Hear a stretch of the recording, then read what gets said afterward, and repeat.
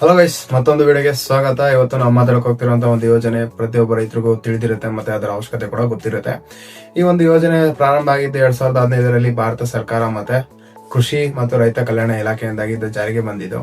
ಇದು ಹೆಸರೇನು ತಿಳಿದ್ರೆ ಪ್ರಧಾನ ಮಂತ್ರಿ ಸಿಂಚಾಯಿ ಯೋಜನೆ ಅಂತ ಹೇಳಿ. ಇದರ ಒಂದು ಥೀಮ್ ಏನಿತ್ತು ಅಂತ ಹೇಳಿದ್ರೆ ಪರ್ ಡ್ರಾಪ್ ಮೋರ್ ಕ್ರಾಪ್ ಅನ್ನೋ ಒಂದು ಥೀಮ್ ನ ಇಟ್ಕೊಂಡು ಇದನ್ನ ನಮ್ಮ ಭಾರತ ಸರ್ಕಾರ ರೈತರಿಗೆ ಉಪಯೋಗ ಆಗ್ಬೇಕಂತ ಹೇಳಿ ಇದನ್ನ ಜಾರಿಗೆಗೊಳಿಸಿದ್ರು. ನೀರನ್ನ ಹೇಗೆ ಬಳಸಬೇಕು ಅನ್ನೋದು ಕೆಲವೊಂದು ಟೆಕ್ನಾಲಜಿಗಳಿದಾವೆ. ಆ ಟೆಕ್ನಾಲಜಿಗಳಲ್ಲಿ ಡ್ರಿಪ್ ಮತ್ತೆ ಸ್ಪ್ರಿಂಕ್ಲರ್ ಅಂತೇಳಿ ಬರ್ತವೆ. ಅದನ್ನ ದೇಶಾದ್ಯಂತ ಅದನ್ನ ಎಲ್ಲಾ ಕಡೆನೂ ಯೂಸ್ ಮಾಡೋದು ಹೇಗೆ ಅಂತ ಹೇಳ್ಕೊಡುವಂತ ಒಂದು ಉದ್ದೇಶನ ಈ ಯೋಜನೆ ಹೊಂದಿತ್ತು. ಪ್ರತಿಯೊಂದು ಯೋಜನೆಗಳಿಗೆ ಇರೋ ರೀತಿನೇ ಈ ಒಂದು ಯೋಜನೆಯಲ್ಲಿ ಕೂಡ ಕೆಲವೊಂದು ಉದ್ದೇಶಗಳಿದಾವೆ. ಮೊದಲನೇದಾಗಿ ದೇಶದ ಮಟ್ಟದಲ್ಲಿ ನೀರಿನ ಬಳಕೆಯ ಪರಿಣಾಮವನ್ನು ತಿಳಿಸಬೇಕು ಅನ್ನೋ ಉದ್ದೇಶನ ಇಟ್ಕೊಂಡು ಸೂಕ್ಷ್ಮ ನೀರಾವರಿ ತಂತ್ರಜ್ಞಾನನ ಬಳಸಿ ಡ್ರಿಪ್ ಮತ್ತೆ ಸ್ಪ್ರಿಂಕ್ಲರ್ನ ಇಡೀ ದೇಶದಾದ್ಯಂತ ಎಲ್ಲಾ ಕಡೆನೂ ಬಳಸಬೇಕು ಅನ್ನೋ ಉದ್ದೇಶನ ಈ ಯೋಜನೆ ಹೊಂದಿದೆ. ನೀರನ್ನ ಸರಿಯಾದ ಪ್ರಮಾಣದಲ್ಲಿ ಬೆಳೆಗಳಿಗೆ ಬಿಡುವುದರಿಂದ ಅದರಿಂದ ಬರುವಂತ ಉತ್ಪಾದನೆ ಹೆಚ್ಚಾಗುತ್ತೆ ಮತ್ತೆ ರೈತರ ಆದಾಯ ಕೂಡ ಹೆಚ್ಚಾಗುತ್ತೆ ಅನ್ನೋ ಉದ್ದೇಶನ ಈ ಯೋಜನೆ ಹೊಂದಿದೆ. ಕಬ್ಬು, ಬಾಳೆ, ಹತ್ತಿ ಈ ಬೆಳೆಗಳಿಗೆ ಹೆಚ್ಚಿನ ಒಂದು ನೀರಿನ ಅವಶ್ಯಕತೆ ಇರೋದ್ರಿಂದ ನಾವು ಸೂಕ್ಷ್ಮ ನೀರಾವರಿ ತಂತ್ರಜ್ಞಾನ ಬಳಸೋದ್ರಿಂದ ಅವುಗಳ ಒಂದು ನೀರಿನ ಪೂರೈಕೆಯನ್ನು ಮಾಡಬಹುದು. ಅದರಿಂದ ಹೆಚ್ಚಿನ ಆದಾಯ ಕೂಡ ಬರುತ್ತೆ. ಯಾಕಂದ್ರೆ ಇವು ಕಮರ್ಷಿಯಲ್ ಕ್ರಾಪ್ಗಳಾಗಿರುತ್ತೆ. ನಿಮ್ಗೆ ಫರ್ಟಿಗೇಷನ್ ಅಂದ್ರೆ ಏನಂತ ಗೊತ್ತಾ? ಫರ್ಟಿಗೇಷನ್ ಅಂತ ಹೇಳಿದ್ರೆ ರಸಗೊಬ್ಬರಗಳನ್ನ ನೀರಿನ ಮುಖಾಂತರ ಗಿಡಗಳಿಗೆ ಕೊಡೋದು. ಇದು ಬೇರೆ ಬೇರೆ ರೀತಿಯ ರಸಗೊಬ್ಬರಗಳನ್ನ ಒಳಗೊಂಡಿರುತ್ತೆ. ಗೊಬ್ಬರಗಳನ್ನ ನಾವು ಫರ್ಟಿಗೇಷನ್ ಅಂತ ಏನ್ ಕರಿತೀವಲ್ಲ, ಅದನ್ನ ನಾವು ಈ ಸೂಕ್ಷ್ಮ ನೀರಾವರಿ ಒಂದು ತಂತ್ರಜ್ಞಾನದ ಮೂಲಕ ಗಿಡಗಳಿಗೆ ಕೊಡಬಹುದು. ನೀರಿನ ಕೊರತೆ ಇರುವಂತಹ ಒಂದು ಪ್ರದೇಶಗಳಲ್ಲಿ ನೀವು ಈ ಟೆಕ್ನಾಲಜಿಗಳನ್ನ ಬಳಸ್ಕೊಂಡು ನೀವು ಹೆಚ್ಚಿನ ಬೆಳೆಗಳನ್ನ ಬೆಳಿಬಹುದು ಅನ್ನೋ ಉದ್ದೇಶ ಈ ಒಂದು ಯೋಜನೆದಾಗಿದೆ. ಟ್ಯೂಬ್ವೆಲ್ ಅಥವಾ ನದಿಯಿಂದ ನೀರು ಎತ್ತುವ ಯೋಜನೆಗಳ ಜೊತೆಗೆ ಈ ಒಂದು ಸೂಕ್ಷ್ಮ ನೀರಾವರಿಯನ್ನ ಜೋಡಿಸಿ ಶಕ್ತಿ ಸಮರ್ಪಕವಾಗಿ ಬಳಕೆಯನ್ನ ಖಚಿತಪಡಿಸಿಕೊಡುತ್ತೆ ಈ ಒಂದು ಯೋಜನೆ. ಕೃಷಿ ಮತ್ತೆ ತೋಟಗಾರಿಕೆಯಲ್ಲಿ ವಿಜ್ಞಾನ ಆಧಾರಿತ ಸೂಕ್ಷ್ಮ ನೀರಾವರಿಯ ಒಂದು ಅಭಿವೃದ್ಧಿ ಮತ್ತೆ ಪ್ರಚಾರ ಮಾಡುವಂತ ಒಂದು ಕೆಲಸ ಈ ಒಂದು ಯೋಜನೆಯ ಒಂದು ಉದ್ದೇಶ ಕೂಡ ಆಗಿರುತ್ತೆ. ಈ ಯೋಜನೆಯು ಖಚಿತ ನೀರಾವರಿಗಾಗಿ ನೀರಿನ ಮೂಲವನ್ನ ನಿರ್ಮಿಸುವುದರ ಜೊತೆಗೆ ನೀರನ್ನ ಯಾವ ರೀತಿ ಬಳಸ್ಕೋಬೇಕು, ಅದನ್ನ ಹೇಗೆ ಸಂರಕ್ಷಣೆ ಮಾಡಬೇಕು ಮತ್ತೆ ಮಳೆ ನೀರನ್ನ ಯಾವ ರೀತಿ ಸಂಗ್ರಹಿಸಬೇಕು ಅನ್ನೋದ್ರ ಬಗ್ಗೆ ಕೂಡ ಇದು ಇನ್ಫಾರ್ಮೇಶನ್ ಕೊಡುವಂತ ಕೆಲಸ ಈ ಒಂದು ಯೋಜನೆ ಮಾಡುತ್ತೆ. ಈ ಒಂದು ಯೋಜನೆಯ ಪ್ರಮುಖ ಘಟಕಗಳು ಯಾವುದು ಅಂತ ಹೇಳಿದ್ರೆ ವೇಗವರ್ಧಿತ ನೀರಾವರಿ ಲಾಭದ ಯೋಜನೆ, ಪ್ರತಿ ಹೊಲಕ್ಕೆ ನೀರು, ಪ್ರತಿದಿನ ಹೆಚ್ಚು ಬೆಳೆ ಮತ್ತೆ ಕೊನೆಯದಾಗಿ ಜಲಾಶಯ ಅಭಿವೃದ್ಧಿ.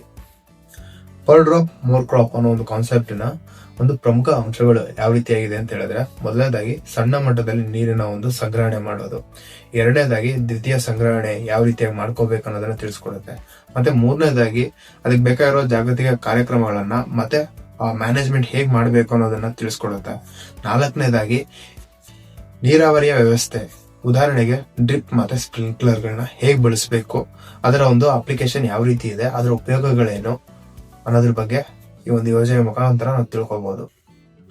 ಈ ಘಟಕವನ್ನ ಕೃಷಿ ಮತ್ತೆ ರೈತ ಕಲ್ಯಾಣ ಇಲಾಖೆಯಿಂದಾಗಿ ಇಂಪ್ಲಿಮೆಂಟ್ ಮಾಡಲಾಗಿದೆ. ಈ ಒಂದು ಯೋಜನೆಯನ್ನ ಭಾರತ ಸರ್ಕಾರ ತಂದಿರೋದ್ರಿಂದ ಪ್ರತಿಯೊಂದು ರಾಜ್ಯದಲ್ಲಿ ಕೂಡ ಭಾರತ ಸರ್ಕಾರನೇ ನಿರ್ವಹಿಸೋದಕ್ಕೆ ಕಷ್ಟ ಆಗುತ್ತೆ ಅನ್ನೋ ಕಾರಣಕ್ಕೆ ಕೆಲವೊಂದು ಏಜೆನ್ಸಿನ ಕ್ರಿಯೇಟ್ ಮಾಡಿದ್ದಾರೆ. ಅದು ಕೂಡ ಗೌರ್ಮೆಂಟ್ ಇಂದಾನೆ, ಅಂದ್ರೆ ಬೇರೆ ಡಿಪಾರ್ಟ್ಮೆಂಟ್ ಅಂತಾನೆ ಹೇಳ್ಬೋದು. ಈ ಒಂದು ನಮ್ಮ ಒಂದು ರಾಜ್ಯದಲ್ಲಿ ರಾಜ್ಯದ ಕೃಷಿ ಇಲಾಖೆಯವರು ಈ ಒಂದು ಏಜೆನ್ಸಿಯಾಗಿ ಕಾರ್ಯನಿರ್ವಹಿಸಿದ್ದಾರೆ. ಕೃಷಿ ಸಚಿವಾಲಯಗಳು ಮತ್ತೆ ರಾಜ್ಯ ಸರ್ಕಾರದ ನಡುವೆ ಒಂದು ಲಿಂಕ್ ಅಂತಾನೆ ಹೇಳ್ಬೋದು ಈ ನೋಡಲ್ ಡಿಪಾರ್ಟ್ಮೆಂಟ್ಗಳು. ಇವು ಯಾವುದು ಅಂತ ಹೇಳಿದ್ರೆ ಕೃಷಿ ಇಲಾಖೆಗಳಾಗಿರುತ್ತೆ. ಆಡಳಿತಾತ್ಮಕ ವ್ಯವಸ್ಥೆ ಇರೋದ್ರಿಂದ ಕೆಲವೊಂದ್ಸತಿ ಅವರು ಬೇರೆ ಇಲಾಖೆಗಳನ್ನ ಕೂಡ ನೇಮಕ ಮಾಡಬಹುದು. ಈ ಒಂದು ಯೋಜನೆಯಿಂದ ರೈತರಿಗೆ ಆಗುವಂತ ಅನುಕೂಲ ಏನಂತ ಹೇಳಿದ್ರೆ, ಈ ಒಂದು ಸ್ಪ್ರಿಂಕ್ಲರ್ ಆಗ್ಲಿ ಅಥವಾ ಡ್ರಿಪ್ ನ ನೀವು ಹಾಕ್ಬೇಕಾದ್ರೆ, ಸ್ಥಾಪನೆ ಮಾಡ್ಬೇಕಾದ್ರೆ ಬೇಕಾಗಿರುವಂತ ಒಂದು ಆರ್ಥಿಕ ನೆರವನ್ನ ಈ ಯೋಜನೆ ಮುಖಾಂತರ ನೀವು ಪಡಿಬಹುದು.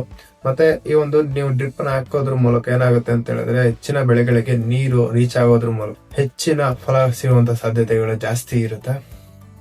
ಮತ್ತೆ ನೀರಿನ ಮಟ್ಟ ಕಡಿಮೆ ಇದ್ದಾಗ ನೀವು ಇದನ್ನ ಸೆಕೆಂಡರಿ ಸ್ಟೋರೇಜ್ ಅಂತ ಏನು ಇಟ್ಕೊಂಡಿರ್ತೀರಲ್ಲ, ಅದ್ರ ಮೂಲಕನೂ ನೀವು ಕನೆಕ್ಷನ್ ನ ಕೊಟ್ಟು ನಿಮಗೆ ಗಿಡಗಳಿಗೆ ನೀರನ್ನ ಕೊಡುವಂತ ಒಂದು ಅವಕಾಶನ ಈ ಒಂದು ಯೋಜನೆ ಮಾಡಿಕೊಡುತ್ತೆ. ಈಗ ಆರ್ಥಿಕ ಸಹಾಯದ ಮಾದರಿಯನ್ನು ನಾವು ತಿಳ್ಕೊಳ್ಳೋಣ. ಮೊದಲನೇದಾಗಿ ಕೇಂದ್ರ ಸರ್ಕಾರದಿಂದ 60%, ರಾಜ್ಯ ಸರ್ಕಾರದಿಂದ 40% ಸಿಗುತ್ತೆ. ಮತ್ತೆ ಇನ್ನೊಂದೇನಂತ ಹೇಳಿದ್ರೆ ಅಲ್ಪ ಮತ್ತೆ ಸಣ್ಣ ರೈತರಿಗೆ 55% ಸಬ್ಸಿಡಿ ಸಿಗುತ್ತೆ. ಮತ್ತೆ ಇತರ ರೈತರಿಗೆ 45% ಸಿಗುತ್ತೆ. ಈ ಒಂದು ಯೋಜನೆ ಅಡಿಯಲ್ಲಿ ನೀವು ಏನನ್ನ ಫಲಾನುಭವಿ ಆಗ್ಬೇಕಂದ್ರೆ ನಿಮ್ಮ ಅರ್ಹತೆಗಳು ಏನೇನಿರ್ಬೇಕು ಅಂತ ಹೇಳಿದ್ರೆ ಭಾರತದ ಪ್ರಜೆ ಆಗಿರ್ಬೇಕು, ಎರಡನೇದು ನೀವು ರೈತರಾಗಿರ್ಬೇಕು, ಮೂರನೇದು ಈ ಒಂದು ಯೋಜನೆ ಅಡಿಯಲ್ಲಿ ನಿಮಗೆ ಸಬ್ಸಿಡಿ ಕೇವಲ 5 ಹೆಕ್ಟೇರ್ ಜಮೀನ್ವರೆಗೂ ಮಾತ್ರ ಸೀಮಿತ ಆಗಿರುತ್ತೆ. ಗಮನಿಸಬೇಕಾದಂತ ಒಂದು ವಿಷಯ ಏನಂತ ಹೇಳಿದ್ರೆ, ಮೊದಲನೇದಾಗಿ ಈ ಯೋಜನೆಯ ಒಂದು ಫಲವನ್ನ ಪಡ್ಕೋಬೇಕಂತ ಹೇಳಿದ್ರೆ ನಮ್ಮ ಹತ್ರ ಆಧಾರ್ ಕಾರ್ಡ್ ಇರಬೇಕು. ಎರಡನೇದು ನಮಗೆ ಬೇಕಾಗಿರುವಂತ ಒಂದು ಯಾವುದೇ ಪ್ರಾಡಕ್ಟ್ ನಾವು ತಗೊಳಕ್ ಆಗಲ್ಲ. ಈ ಒಂದು ಯೋಜನೆ ಅಡಿಯಲ್ಲಿ ಕೇವಲ BIS ಅನ್ನೋ ಒಂದು ಟ್ರೇಡ್ ಮಾರ್ಕ್ ಇರುವಂತಹ ಚಿಹ್ನೆ ಇರುವಂತಹ ಘಟಕಗಳನ್ನಷ್ಟೇ ನಾವು ಖರೀದಿಸಬಹುದು.